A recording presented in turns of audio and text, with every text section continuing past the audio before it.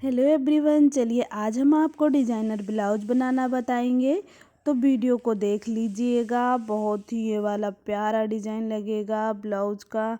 तो breast round है 36 inch, तो 36 का जब चौथाई भाग करेंगे तो 9 इंच आएगा और 2 इंच इसमें लूजिंग ऐड कर देंगे क्योंकि इसमें कफ भी लगाएंगे और 2 इंच सिलाई मार्जिन के लिए। तो हो गया 13 इंच। 13 इंच कपड़े को इस तरह से फोल्ड कर लिया है और ये सबसे पहले हम फ्रंट वाले पार्ट की कटिंग कर रहे हैं। शोल्डर है 14.5 इंच, तो 7.5 इंच पे मार्क कर लिया है और 1 इंच शोल्डर डाउन करने के लिए 1 इंच पर इस तरह निशान लगा लेंगे। अब यहाँ पर 2.5 इंच पर निशान लगाएंगे इस तरह से। उसके बाद मेजरिंग टेप को इस तरह से रखेंगे और इसमें इस तरह लाइन खींच लेंगे।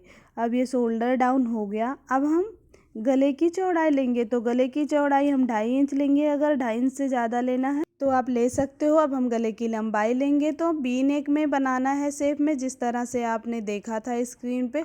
तो इसलिए यहाँ पे मैं 8 इंच पर निशान लगाकर इस तरह से बॉक्स बना लूँगी। उसके बाद यहाँ पे आर्म होल की लंबाई लूँगी, तो आर्म होल की लंबाई मैं 6 इंच ले रही हूँ और इस तरह से इसको भी बॉक्स बना लेंगे।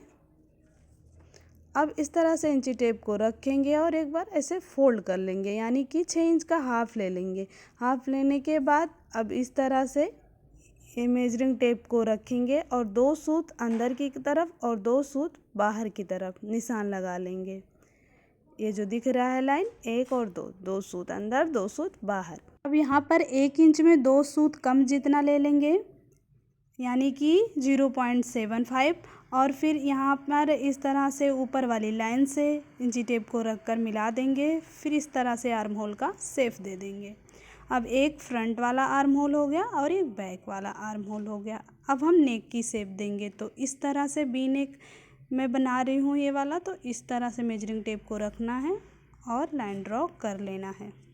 अब ब्लाउज की लंबाई लेने के लिए शोल्डर का इस तरह से हाफ करेंगे, जहाँ पर निशान इस तरह से बीच में लगा लेंगे। जहाँ पर निशान लगाए हैं वहाँ से इंची टेप को रखना है और लंबाई ले लेनी है। तो वैसे तो 14 इंच है ब्लाउज की लंबाई और 1 इंच बढ़ा कर ले लेंगे। आधा इंच शोल्डर जॉइंट करने के लिए लग जाएगा और आधा इंच नीचे फोल्ड करने में चला जाएगा।